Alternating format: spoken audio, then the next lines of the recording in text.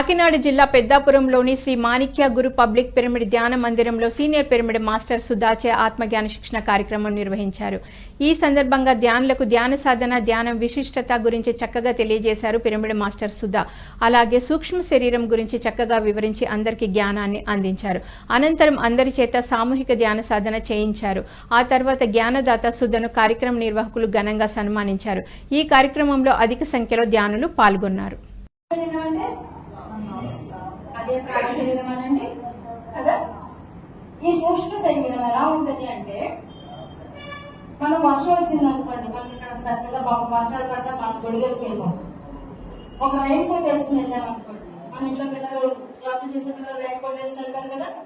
ఒక rain coat వేసుకుని వెళ్ళాను అనుకోండి, ఆ రైన్ కోట్ వర్షం తగ్గిపోయాక వర్షం వస్తుంటే ఇంటికి వచ్చేస్తారా, రైన్ కోట్ ఎక్కడ తగ్గిస్తారు? తగ్గిస్తాం కదా. అలాగే మనం ఈ శరీరాన్ని, ఈ పంచభూత నిర్మితమైన శరీరం ఇక్కడే పంచభూతాల్లో కలిసిపోయినాక ఈ సూక్ష్మ శరీరం అనేది ఏదైతే ఉందో, ఈ సూక్ష్మ శరీరంతోనే మనం సూక్ష్మ లోకానికి ప్రయాణం చేయడం అనేది జరుగుతుంది. ఈ సూక్ష్మ లోకానికి ప్రయాణం చేశాక మన బుద్ధి వికసించడాన్ని బట్టి, మన జ్ఞానాన్ని బట్టి మన బుద్ధి వికసిస్తుంది, మన ఎనర్జీ లెవెల్స్ ఉంటాయి. ఇక్కడ మీకో పేరు, నాకో పేరు, మాకో పేరు, అందరికీ తలొక పేరు ఉంది కదా.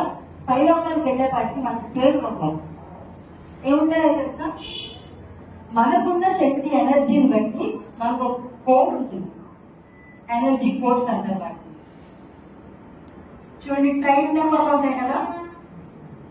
గౌతమి ట్రైన్ నెంబర్, గౌతమి పేరు, ట్రైన్ పేరు గౌతమి. అన్ని జన్మల జ్ఞానం మన లోపల వెళ్ళడానికి ఒకే ఒక కారణం ఏంటి? ఈ సూక్ష్మ శరీరమే. పెద్దవారు చెప్పినంత మాత్రాన మనకు రాదు.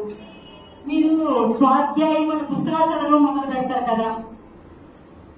మనం చాలా పుస్తకాలు కొంటాం కదండి. కొంటామో కొన్నా అన్ని పుస్తకాలు చదివేస్తాం కొంతమందిని. ఎంత చక్కగా చెప్తారు సభలో. విశాఖ జిల్లా